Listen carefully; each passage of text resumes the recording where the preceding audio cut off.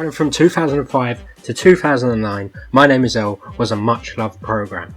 However, at the end of season 4, just shy of its 100th episode, at 96, the single camera sitcom was binned, much to the dismay of the remaining 6.6 million average viewers, which is quite a sizable number. Breaking all sorts of records at the time, My Name Is Earl was not only the highest rating new sitcom of the season to debut on any network, but the best performing programme offered by the new shows at NBC in the fall of 2005, which included The Apprentice, Martha Stewart, That's One Show, E-Ring, Three Wishes, Fathom, and Inconceivable.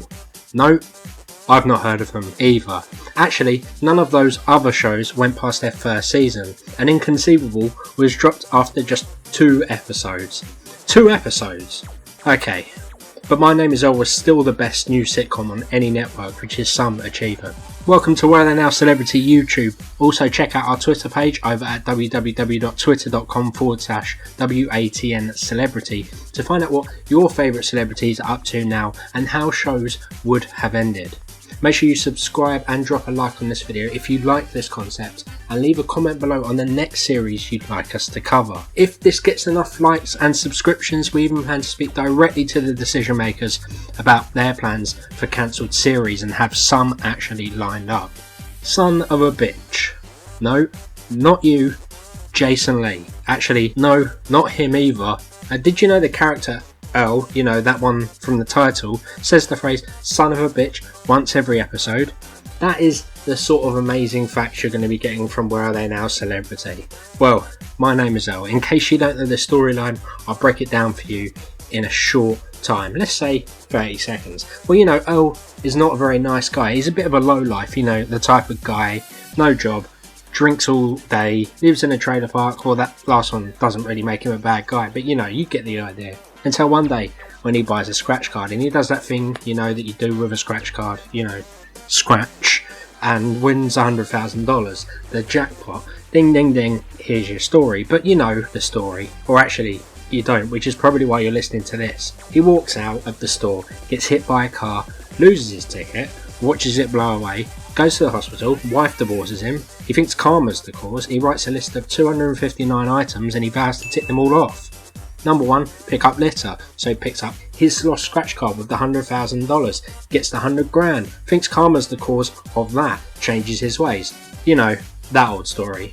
You've heard it many times. Each episode is a fight to tick items off the very long list, and he finds himself in lots of trouble along the way, and hilarity ensues. Episode 96 is a cliffhanger about how the father of one of Earl's ex-wife's children, and then bang, no renewal, which means no resolution to that or an ending to the series. Then on top of all of that, Raising Hope comes along. You may remember Raising Hope. If you watch the show and you watch My Name Is Earl, you might remember a newscast in the background of Raising Hope, which quoted, "A small-time crook with a long list of wrongs he was making amends for has finally finished, and you'll never guess how it ended. Fade back to the original broadcast and we never know what happened."